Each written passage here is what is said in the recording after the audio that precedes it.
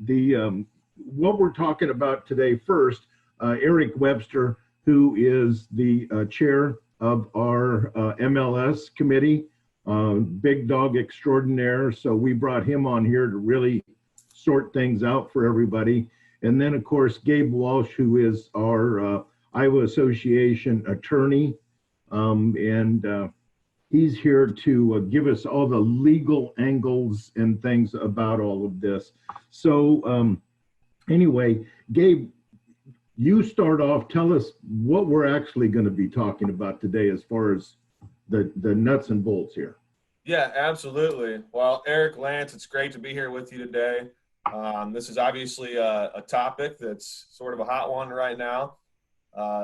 And we're going to try to answer some of the frequently asked questions we're hearing about the Clear Cooperation Policy, talk a little bit about its enforcement. Again, we're going to answer some of these questions, but please feel free to use the Q&A or chat functions to the extent you can to throw any questions you have out there. I know the three of us will try to do our best to sort of monitor those and see if we can answer some of these questions that are coming in. But I'm just going to go ahead and kick it off here and sort of describe the policy and read it actually specifically on what it says. So this was adopted by the NAR Board of Directors at its meeting this past November. The requirements were that local boards comply and fully implement the Clear Cooperation Policy by May 1st of this year. So most boards have done this. I know that DMAAR, I believe, Eric, correct me if I'm wrong, but February 1st, I think DMAAR started fully enforcing the Clear Cooperation Policy. So this isn't entirely new territory we're entering today. So what the Clear Cooperation Policy says is that within one business day of marketing a property to the public, the listing broker must submit the listing to the MLS for cooperation with other MLS participants. Now, public marketing, what does that include? According to the policy, public marketing includes, but is not limited to, flyers displayed in windows, yard signs, digital marketing on public-facing websites, brokerage website displays, including IDX and VOW, digital communications marketing, such as email blasts, multi-brokerage listing sharing networks, and applications available to the general public. Now, a note on here says that exclusive listing information for required property types must be filed and distributed to other MLS participants for cooperation under the Clear Cooperation Policy. This applies to listings filed under Section 1 and listings exempt from distribution under Section 1.3 of NAR Model Rules, if it is being publicly marketed, and any other situation where the listing broker is publicly marketing an exclusive listing that is required to be filed with the service and is not currently available to other MLS participants. Now, that's a lot of jumbo I just said in that second note. Yeah. But I think one of the key takeaways, honestly, that you have to look at here is what is public marketing? Because public marketing is what triggers this whole thing, this whole policy. And, you know, it includes a fairly extensive list as to what would qualify as public marketing. And I think it's somewhat commonsensical what those things might be. One thing it doesn't verbatim and explicitly mention that clearly would fall under public marketing would be word of mouth, right? Talking and communicating about a listing to other people, to other realtors. So again, that's sort of the background of the policy. Eric, I'll let you kind of go ahead and jump in too.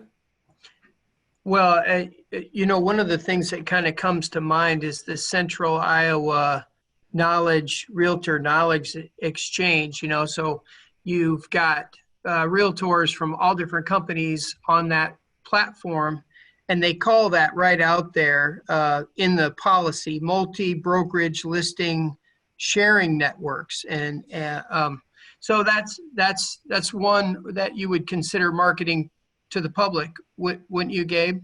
Yeah, no, I think that absolutely would. Any arguments to the extent that it's not public because it's somewhat of a private network. The public, I think, that we're talking about here when we talk about office exclusives a little bit later, I mean, the public is really anybody outside your office. So Eric, absolutely, I think that would fall right under the policy. So, and then, I walking through this just a little bit, if you have a intercompany, inter-office Facebook page, like a lot of us do, you can share information that is just exclusive to the realtors in your office and have that be okay. Is that true, Gabe? That would be correct. As long as that information, is being shared exclusively with other people in that office, or in other words, under that broker, right? That are people affiliated with that particular broker in that office. But where you need to be careful, right, is the second that information starts to leak out that office, or the second somebody from somebody else's office starts calling and trying to get some of that information, that's where it becomes an issue. So what we did as an MLS is we take what the National Association of Realtors created as a policy, and we made it into an MLS rule. And so I want to read the listing procedures rule that was just changed and adopted. Now, I will tell you that Gabe's right. We started back in February with the Clear Cooperation Policy. But having said that, we also knew that, boy, lots of realtors didn't really have a very clear handle on this. And so we were just using between February and May as a really great education time. And you could say that we're still in education time. We're informing agents of what's happening, and not putting a lot of, fines and things like that behind what we're doing. But the policy is a good one. It's a good one because it gets the most eyeballs on a listing. And it's been proven through statistics of NAR that when you expose a listing to the whole marketplace, to the whole MLS, prices are going to go up. It's when that exposure is limited to, a very small group of people that oftentimes market value isn't achieved. So let me read this to you all. It's long and boring, but I don't know that I can make it fun either. So listings of real property of the following types, which are listed subject to a real estate broker's license located within the service area of the multiple listing service or in a surrounding county, and are taken by participants on forms acceptable to the service, shall be delivered to the multiple listing service within 1 business day, Saturdays, Sundays, and national holidays excluded, of marketing a property to the public, or after all necessary signatures of the sellers have been obtained.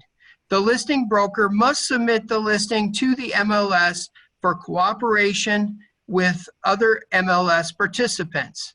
Public marketing includes, but is not limited to, flyers displayed in windows, yard signs, digital marketing on public-facing websites, brokerage websites, displays including IDX and VOW, digital communications marketings like email blasts, multi-brokerage listing sharing networks, and applications available to the general public. So you can see that what we did as an MLS is we really did a cut or copy and paste of that rule right into our rules. So yeah, Lance, you want to take it away? Yeah, For some. I appreciate that. Thanks for you two to get all the boring stuff out of the way. I appreciate that from both of you. And moving forward with that, I guess number one, I guess Eric, you could speak to a little bit that this wasn't DMAAR's decision nor any of the other brokerages around the country. This was voted on last November by the board of directors at the national NAR meeting in San Francisco, and overwhelmingly approved by that body. And this isn't this isn't something we can go, yeah, no, we're not doing that. No, that's absolutely right. This is something that the majority of brokers support throughout the country. And it was very early on in the process that a lot of the large brokerage firms' leadership said, hey, we've seen this clear cooperation policy and we support it because it supports our realtors and it's what provides us value as an MLS, and because it provides the seller with the highest rate of return on their investment. Okay. So now I don't know, Gabe, if you want to take this or if you want to dump this off onto Eric as well, because he's the new guy in the conversation. So we want to use him as much as possible. That's right. But, so what we did basically, we did have like a 48-hour opportunity for people to turn in listings, and that has been changed to 1 business day. So Gabe or Eric, either one of you, who wants to talk to me about a business day? I think that's perfect for a lawyer. Although one thing I would say is that we use business days on our DMAAR Universal Purchase Agreement. Exactly. And so it does fall right in line with what we're doing every day with home inspections and whatnot. But So Gabe, why don't you describe what a business day is? Sure. And I'll get into business day, and Eric and Lance, just a question for you to make sure I'm clear, because I deal with talking to a lot of different executive officers that have different local MLS rules, so I get them mixed up sometimes. So does DMAAR still have a 48-hour turn-in time if that's gone completely? Okay. That went away with this new rule that I just read, because that was 48 hours in that rule, and yeah. So it's all 1 business day. Nope, that makes perfect sense. As far as a business day, there is guidance from NAR as to what specifically means a business day. Generally, as NAR's guidance says, it would exclude Saturdays, Sundays, holidays as well. You need to be very careful, though, from time to time, and this is just a little bit of information for the day that can go to other topics. Just because NAR gives guidance on what a business day doesn't mean the DMAAR purchase agreement might not give another definition of a business day, and an IAR form might say something different on counting days or whatever that be. So always make sure when you're talking business days that you consider the source you're looking at and how it specifically defines it. But from the guidance that NAR is given, it would generally include Saturdays, Sundays, or business days would not include Saturdays, Sundays, and holidays. So those typical days that we would consider days of the working week.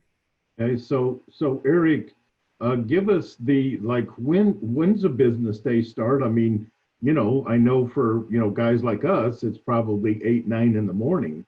But when's a real business day actually start? That feels like a lawyer question, but I would say the hours of, let's say just we were looking at Monday and saying that was a business day, that would be all day from, the time that Monday began to the time that Monday ended. And so, and I don't have the purchase agreement in front of me. I wish I did, because we talk about calculating business days, and I think it is midnight to midnight, that 24-hour period. So if it's not like 8 to 5, like what we would think. It's that whole 24-hour period. Do you remember if that's the case, Gabe? I would have to, in the DMAAR purchase agreement, I would have to look again to remember what the specific verbiage, but correct me if I'm wrong, how I'm saying this, but I would think, for example, if something was for purposes of this MLS rule for a business day, if you had an exclusive listing agreement that you started advertising at just after lunch, 12:30 p.m. on Monday, I would think it would have to be into the MLS no later than 11:59 p.m. on Tuesday, because generally you wouldn't count that first day. The next day would be your 1 business day, and it would have to be in. Yeah, I agree with that. You have to be You have to be careful on that, though. And again, I think that's what we're talking about for purpose of DMAAR and this MLS rule. I'd have to look at the purchase agreement to see how it defines it. I can't remember. But I've heard in other situations where a business day might cut it off at 5 p.m. the next day. So it's always important to know what definitions, given the situation you're working in. But generally, I would say the end of that next day, exclude counting that first day. Right. Okay. So that kind of helps, because they think that we took 48 hours and cut it in half. And that's how that works, because prior to your 48 hours, if you signed at 5 p.m. on Sunday evening, you had until 5 p.m. on Tuesday. Mm-hmm. But now, if we sign at 5 p.m. on Sunday, you have until the end of the day on Monday. So it is not as dramatic of a cut as one might, assign to that. But so yeah, basically business day starts at midnight, that 12 p.m. or 12 a.m. and then goes until 11:59 p.m. of that day. And so that is your business day. So turn that in, and we'll be up and running. Wanted to talk a little bit. The idea behind this is that, and I'll paraphrase a little bit here, but if you deem it an advantage to share that information with either an agent that is not in your brokerage or with a member of the public, you have then said, it is an advantage for me to put this out. It's an advantage for my seller to have this out in the world. And in our business, in the world means in the MLS. So that's the idea, the reasoning behind that is that we're not trying to, or they're not trying to make this extra difficult. It's just that once you make that decision, once, Eric, you get a new listing and you know that I've been looking for a buyer, or in that area, and so you call me and go, hey, Lance, I'm getting this new listing, and I'm going to put it on and stuff. I wanted to make you aware of that. Understand that at that point, when you called me and told me about that listing, the clock started ticking at that point. And then you have, from that point, you have one business day to enter that information into the MLS system. So that's the basis behind this. It's not trickery. It's not hard, fast rules that you can't live with.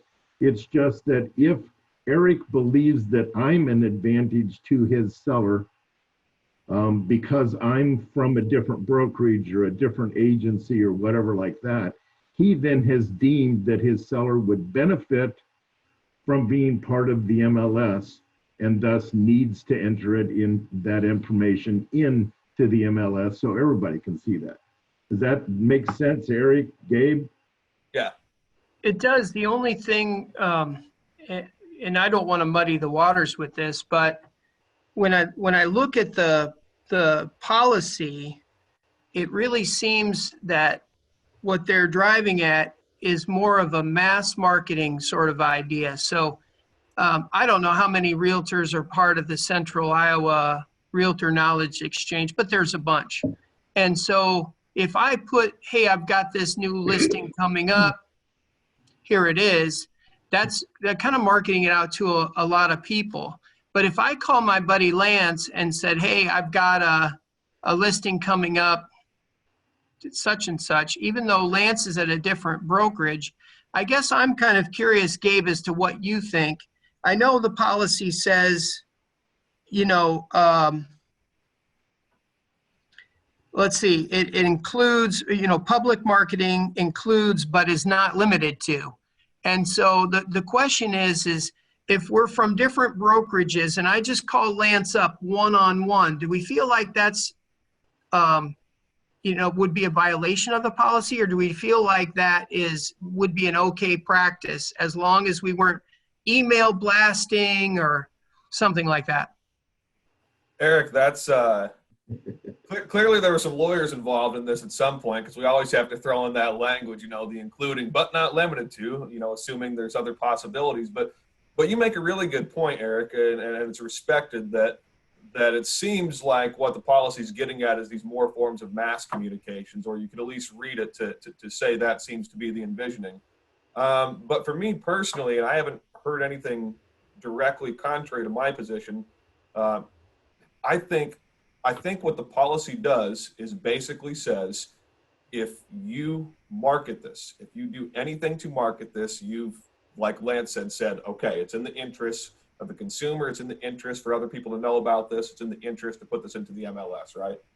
And I think the second you do that, I think the rule's triggered, even if it's just to somebody, one person outside your brokerage, because at that point you're saying it's in the interest to try to get people to cooperate here. And I think the only way around that is a true office exclusive, which is truly only that communication to people in the office. So that was a long-winded answer. I think the short answer is yes. In my opinion, I think and I believe that any form of marketing outside your brokerage, even the one agent, two agents, hey, I got this property, it's an office exclusive, but I want you to know about it if you got a client.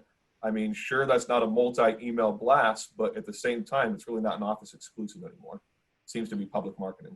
Yeah, and if you think about just the spirit of what, you know, what caused the policy to come into existence in the first place, it was the idea that the more realtors a listing is exposed to, the more competition there is.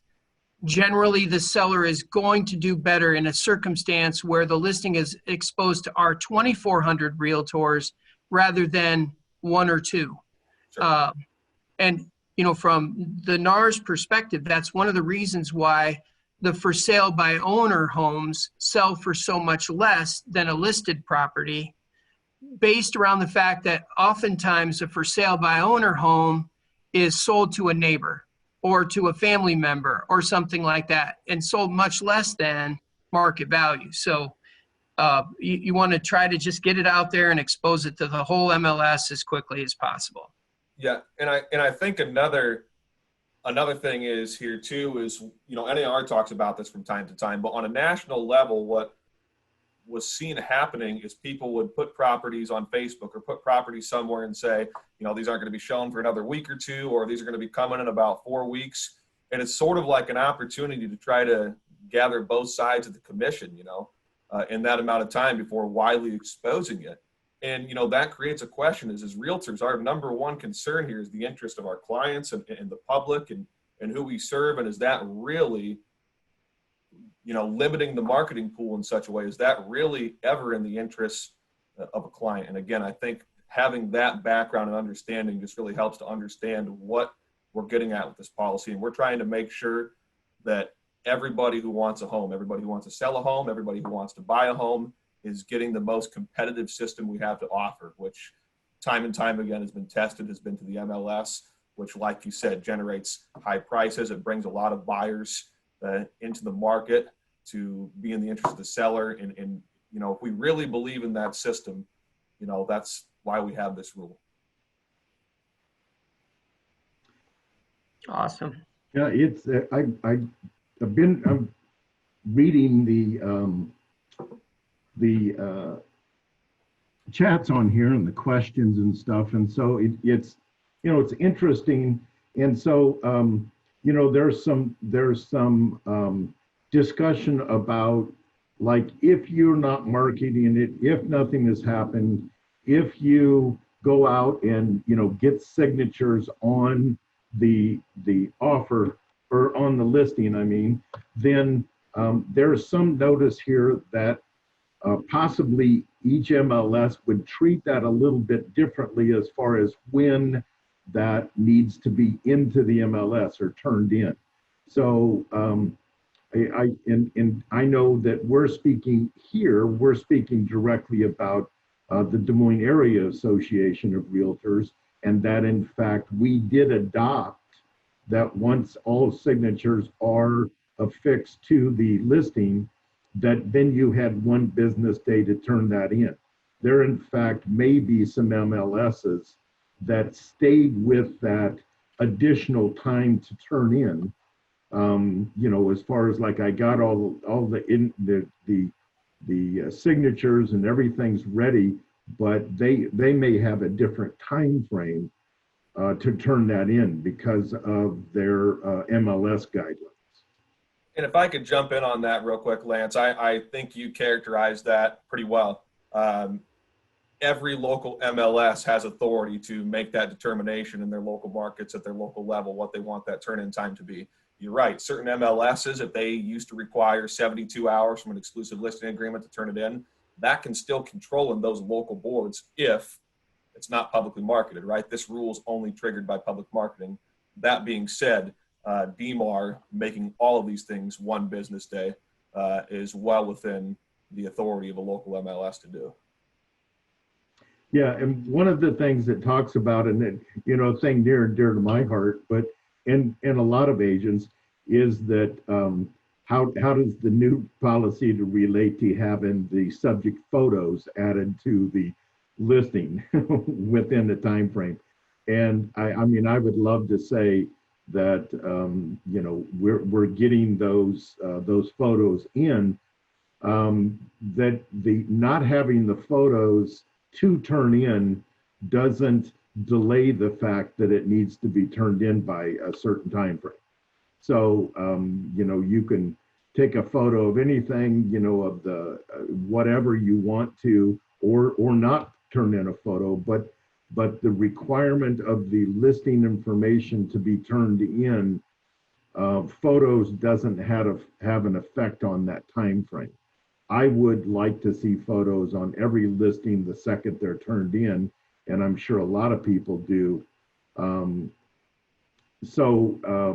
There is another question where the person met with a client on a Monday. They filled out the listing date for Thursday so they can get photos on and that kind of thing. We do have in our policies the ability to not put that property on, you know, have that little time frame date of signed date and MLS active date. Some companies have that directly in their listings. So that is a permissible activity absent you picking up the phone and starting to call other brokers, other agents like that, because then you go to public marketing, then you get the 24-hour, or the one business day process then starts because of that action. So you can't sign something, Connie, on Monday, have it be, it's going to hit the market on Thursday. Permissible, yes, that's what you wanted to do. That's what they wanted to do. But you can't then start marketing that property, because then that clicks the clock and it starts running for the next business day activity. So hopefully that answered your question, Connie. I appreciate your input on that. Let's see, what else do we have? Small town local realtor list, twice turned in a listing and then a few hours later listed as pending. Talk in town is that these properties were sold before they were listed. You know, it may very well be that agent had buyers and was able to put those together and turned it in. You know, this doesn't eliminate 24-hour sales. Like, you know, buyer comes in, you run across the property, you put it together and you make it happen and you turn that in. This doesn't eliminate that. That's not the goal of this. So I don't know exactly how, Teresa, how that would be dealt with. I know small town, you know, there's a lot more discussion sometimes in small town than you know, you have other places, just because, you know, it's such an active, you know, the knowledge is so active in smaller towns. Everybody knows everybody. So in addition, Oh, I'm sorry, Gabe, go ahead. No, I was just going to say that, that's one of this question that was asked in some form we've been hearing all the time, like, how are we going to enforce this enforcement, right? And maybe Lance is right. Maybe this is something that genuinely there was some kind of a buyer located before the policy was even triggered, maybe. Or maybe there was stuff going on for a couple weeks, kind of behind the scenes, and maybe there were violations of the policy. I don't know. In some of these situations, it's going to take another realtor who hears of it, I guess, picking up the phone and calling and reporting violations, right? That's just some of the policing involved with this. So. Yeah, I love this chat function. Eric, did you want to follow up on that? I'm sorry. Yeah, I just from the policing standpoint of that, I'm so glad that you brought that up, Gabe, because the MLS committee, we field a lot of complaints. And in this particular situation, being able to have a complaint is going to be something that you're going to have some sort of evidence that here is the public marketing. So that's the picture of the sign that's in the yard with a date stamp on it. And then we have the listing date, of when it is. And so we're going to have to, as an MLS, be able to look and see that, yes, this was marketed prior to 1 business day, in order to enforce this rule in some way, shape, or form. So that's something to keep in mind. And we do have a lot of 24-hour sales that occur. There are homes that would be for sale by owner or possibly for sale by owner. They don't have their home listed, but there's a buyer, and you're putting all of that together. There is no listing. You're not marketing that to the public. It's a transaction that consummates. It could be building a custom home with a home builder. So 24-hour listings, they happen in big cities, small towns. A lot of times you go from no sign to a sold sign. Yeah, absolutely. And this was a great question. Gabe, did you have a follow-up on that before? No, go ahead. I was just going to weigh in on that question that I think you're about to read. So okay. So anyway, it talks about, this one talks about who's performing the advertising. So like, the seller's like, hey, we're going to list the house, day after tomorrow, and they put something out on Facebook or whatever. We don't have control of the seller. And so, that if the seller is that anxious and decides to do that, I would think you'd want to get it on the market yourself right away, and protect yourself from having somebody that says, man, I really like that house. That looks great. Let's get together and talk. We could do something before the agent gets involved. So you have to be careful about that kind of thing, and make sure you're protecting yourself and protecting your seller from having problems. Also wanted to touch on one here where we talked about, Kim sent in a deal talking about pocket listings. And so, let's talk about pocket listings. In our world, in our market area, that kind of thing, when you talk about a pocket listing here, it is that I know somebody who would like to sell their property. They're either not ready, they're not sure, they're thinking maybe not, they don't have another house ready yet. So I know, I have knowledge that that property could be available. So that's why it's called in my pocket, all right?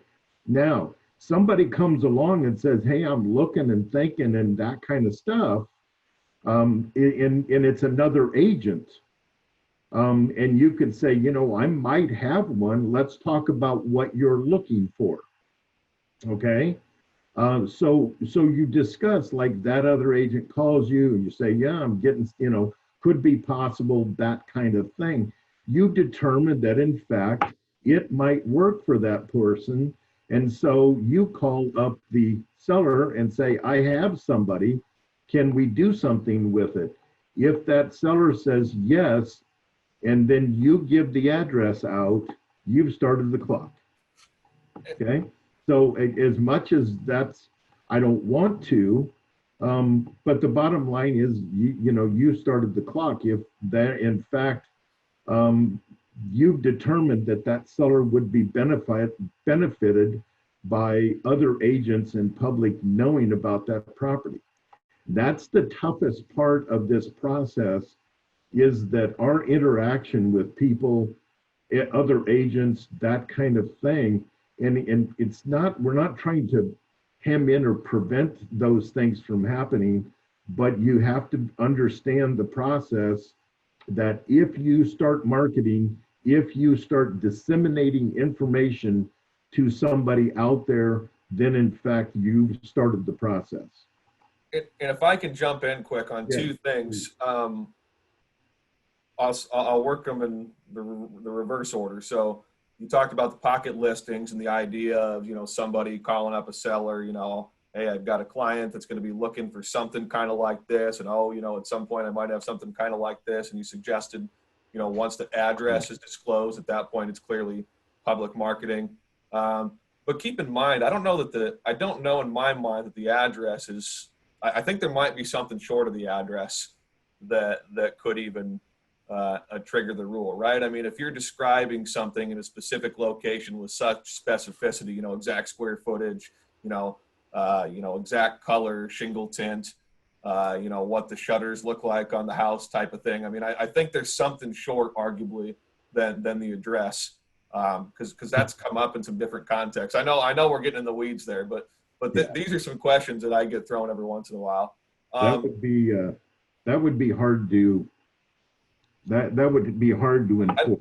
I don't disagree. And I'm not saying that ought to be the exact standard we use. I'm just saying that I don't want it to be said that the address is the exact triggering point either. But I totally understand and relate to what you're saying, Lance. Yeah, that personally or property identifiable information. We've twisted that a little bit from, that personal.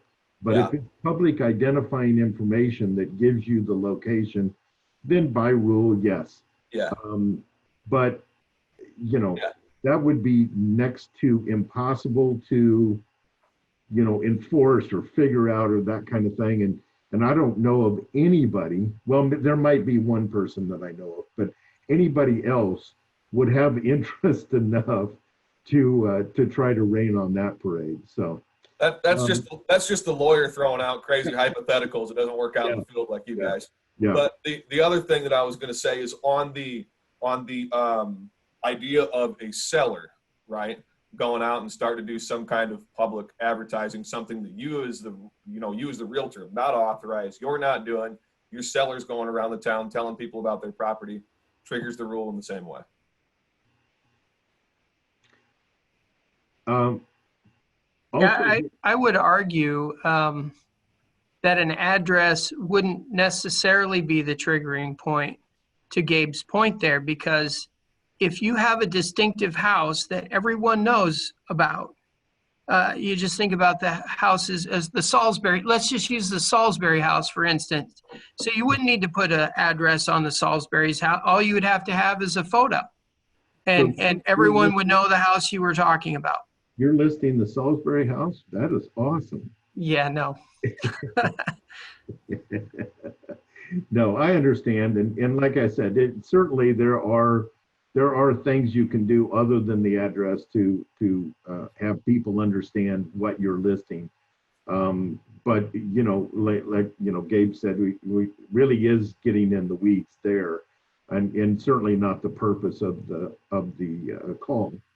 Also, one did say that there was a yard sign up 2 days before the listing was live. In fact, it could be. If I listed that, I'll give you a worst case scenario, is I list the house on Friday afternoon at 4:30. There's no way I can get that listing turned in time to get it live. It goes through the weekend. I finally am getting things together, and late on Monday, I turn that listing in. My sign was up Friday when I had all of my documents signed.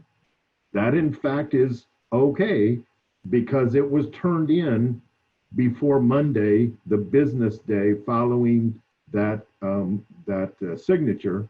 It was turned in. And do some people use that? Probably. Agents don't mind working the system and trying to get things that fall in their favor. And of course, that is a benefit to the seller in that the sign was put up Friday before the weekend traffic, all of that. So yes, in fact, it could be in the property. You could be in the yard for 3 days without it being live. So, have that in mind, time of week, time of day that it went up, those types of things. So certainly a couple of days in the yard. Now, if you put the sign in the yard, but you haven't listed it, that would be a whole different story. So, and we're not going to go into the advertising without signatures and that type of thing. But so that has to do with that. We're getting in, Michelle. That's getting out the weeds a little bit. It's what if my seller doesn't want to list their home in 24 hours, but just wants me to talk to a potential buyer about it, including the address. Michelle, that tends to be more like having it in-house because you're not outreaching and publicly marketing to get a buyer. That buyer you have.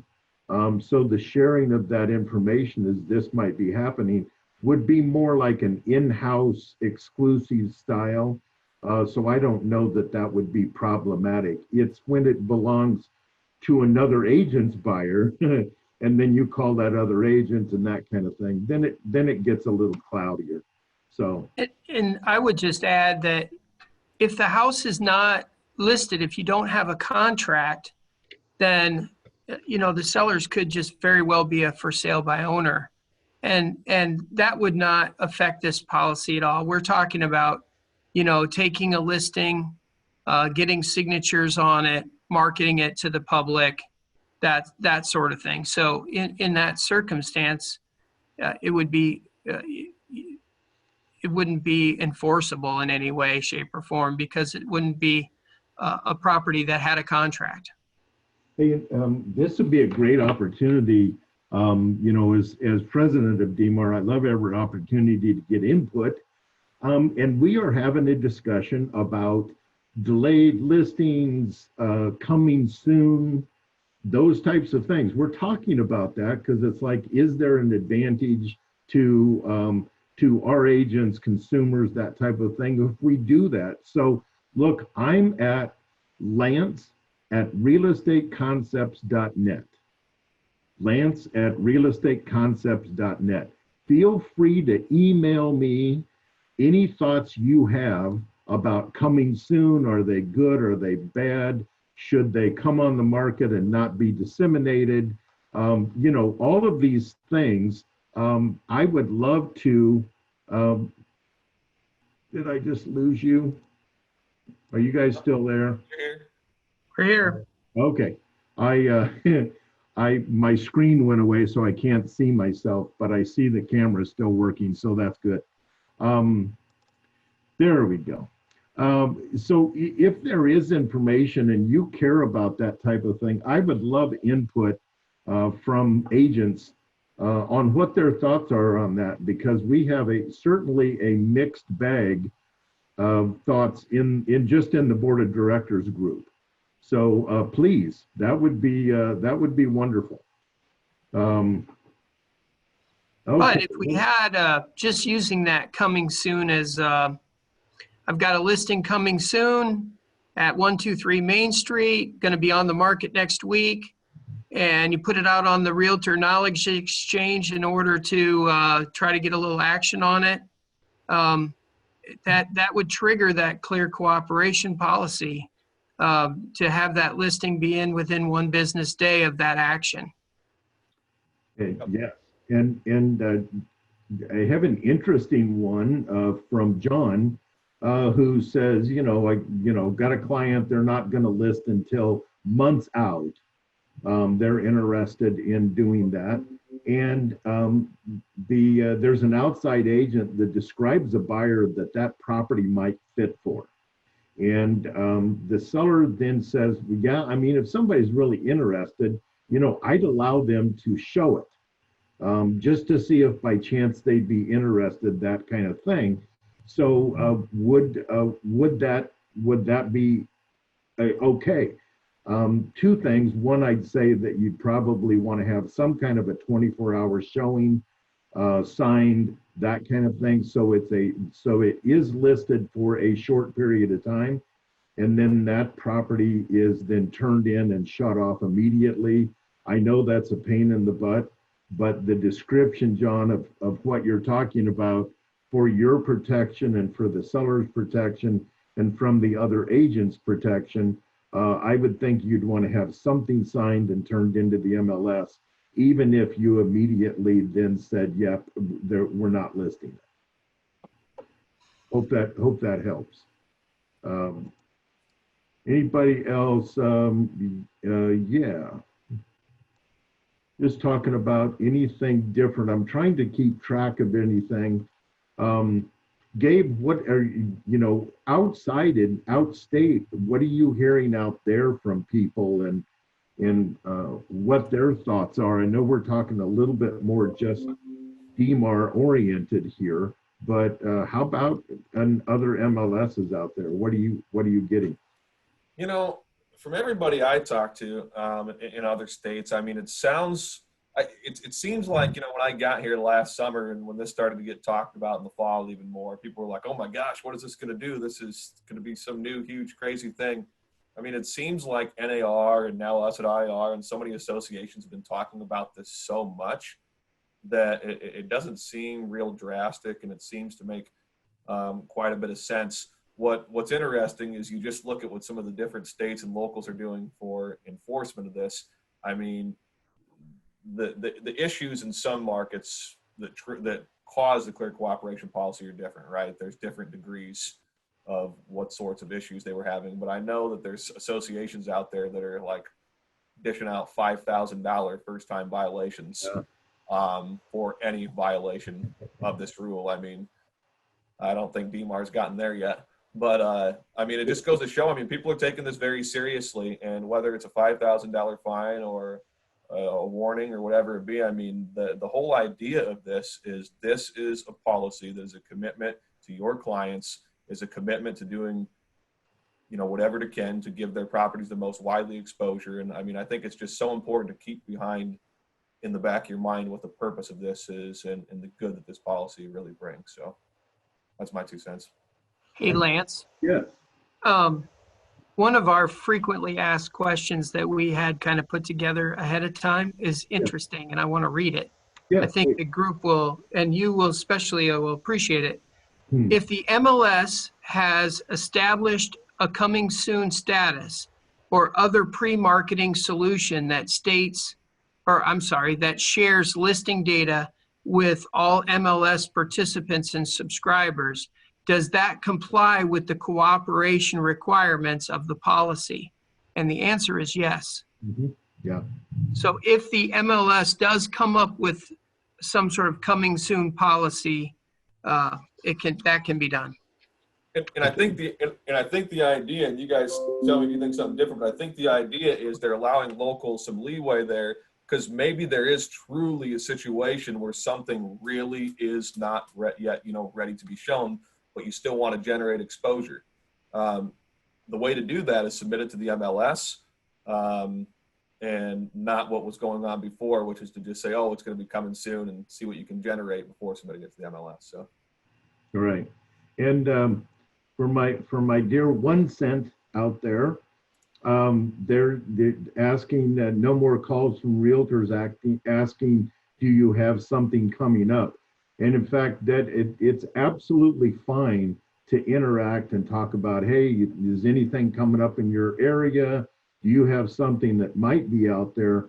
And so you can say, yep, I've got a 3-bedroom, it's got 2 baths, it's got a 2-car attached garage, it's a finished walkout, it should be somewhere around, 235, all of that information. And if that then other realtor says, man, that sounds absolutely perfect, say, well, okay, I will put you on a list. And the second that I know of when I'm listing it, I will let you know so that you are at the very front of the line forming to see it. So that's how that goes. The time, yes, of somebody calling, you're like, hey, drive by, 1800 Andrews Drive and take a look at that house. Yes, that in fact is not permissible. And I know that does kind of hinder some of those conversations, but that is the rule that we've got and that we've been dealt with from NAR. So yep, address and direct would not be possible.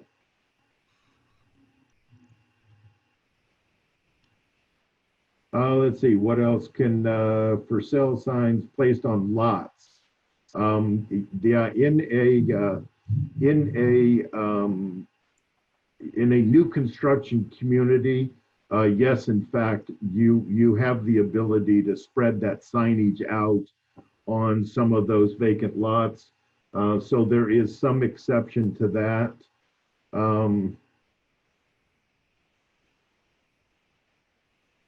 Yeah, and yeah, you get a 24-hour sale. I have another anonymous attendee. I want to know how you do anonymous attendee, because I'd like to ask some fun questions. So, yeah, that the 24-hour sale, knocking on people's doors and looking for housing. Yes, you certainly are not trying to stifle that part. That is not part of the idea. So coming soon listing, same thing as delayed showing. Yeah, Diane, that's the discussion, is like delayed showings. Right now, a true delayed showing is not part of our MLS availability. We don't have where you can list and say, okay, but nobody can look at the property for the next 6 or 8 days. That isn't part of our MLS at this point. We have delayed listings. That means that you listed it on Monday, but it doesn't go on the market till Thursday. That isn't delayed showing. That's a delayed active listing. So that's what that whole coming soon thing is about, is trying to get those things answered. The project signs, Sandra, yes, project signs are advertising a project, or that as long as there's a listing in that project, you can have a project sign. That's totally fine. Does Central Iowa MLS have this? They certainly have a this system. All of the MLSs in the nation are to have this. I'm not personally aware, Eric, maybe you are, of what their implementation has been like, whether that's something that they've done already. I'm not up to snuff on that. I don't know. It's implemented in Central Iowa. Okay. I'm not sure what their fine structure is off the top of my head, but it's implemented, and it was implemented before May 1st. I'm pretty sure. I think it was close to when you guys implemented, I think. Yeah. So, God, this is awesome that people are coming on here and talking.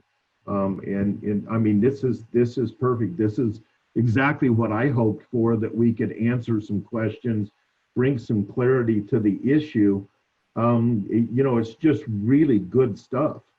With that, I don't know. I'm not seeing too much more, and I don't want to run over and make this run too long. So, Eric, thoughts from you on where we're at? And Just one comment based around your comments on fines. We've had a lot of discussion on the in the MLS committee about this, and at the board of directors level about fines. And you know, I'm not speaking for the board. Let's just put it that way. But it seems as if we're going to start with education. So if someone complains that someone is violating this rule, as an MLS, we're going to inform our DMAAR member that they've had a violation, and here's the policy and this kind of thing. So what period of time that grace period is going to be before fines are implemented, you know, who knows? We haven't decided that. The other thing is, you know, there could be some habitual offenders. I know that there's some worry and concern about that sort of idea. And so there's been talk about having fines actually sort of increase dramatically. As, you know, once you kind of know the rule and continue to violate it, then, you know, the fines could go up as well. But again, the board of directors has not made a clear decision on what those fines would be. So, but everybody on the call needs to know that we're in education mode right now, and we want, you know, everybody to, you know, get a handle on this and be able to operate within it. Yeah, and speaking to that, just to expand a touch more on that, is that we don't believe, nor do we want to have fines be the ruling of this cooperative effort that we call the MLS. What we do want and really need is that we need people to share information. You know, this long running thing about, well, I don't want to be a tattletale, I don't want to be a snitch, I don't want to, you know, tell on other people, you know, blah, blah, blah. The bottom line is we are really very much a self-policing body. We're an association, a trade association that works together for the benefit and the betterment of everybody in the association. So when somebody runs afoul or does something that doesn't fit the guidelines that we've put out there, you know, like leaving a note that there's an issue or a problem like that, it may make that other agent more knowledgeable and better for it. It certainly will make our association and our MLS stronger for it. So don't be shy about, you know, messaging and saying, hey, you know, can you take a look at this? It seems to be, you know, a little bit off. We don't have a problem doing that, you know, and Cindy or other people in our association will take a look and make a decision on that. It is better for all of us if you all participate at that level. So Eric, to that, you know, I appreciate it.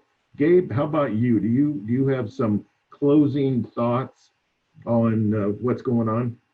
No, I mean, I think I've pretty much expressed, you know, my opinions on this policy that, you know, I think it's very good. And again, I just think, I think it's important too, if there's one other taking point away, is to be upfront if you have somebody that's coming to you for a listing, you know, to explain this policy, what your obligations under it are, how that's going to affect how the property is marketed, just so there's no questions down the road, right? You want to make sure clients are well informed, that they understand, you know, that this rule can be triggered based on not only things that you do, but on what they do, and just to make sure you have those conversations. But I just want to say thanks for letting me be a part of this. It's just awesome to have leaders like Lance and Eric, and you guys obviously have gotten way up to speed on this in a relatively short amount of time on this issue, and you guys are a great source of knowledge for your entire membership. So I just thanks a lot. It's been a pleasure. So with that, I mean, you know, thank you, Gabe. We appreciate you know, your input and what's going on out there. It's valuable to have that attorney side, even though we poo-poo it all the time, of course, but you're used to that. and Eric, your service just across the board with, you know, heading up the MLS committee, chairing that for us, chairing the forms committee and doing that. I want to thank you right here for doing those things that you do. And there's a reason you were Realtor of the Year last year, and those are just a couple of them. So thank you for what you do for all of us out there. And with that, I thank all of you for joining us and wanting to learn more and be better agents. Again, I'm available. Feel free to call if you have further questions. We're all we're all in this together, and we're doing the best we can. And so thank you for spending some time with us. We appreciate it very much. And with that, we're going to sign off and say thanks to all. Be safe out there. See ya. Have a good one, everybody.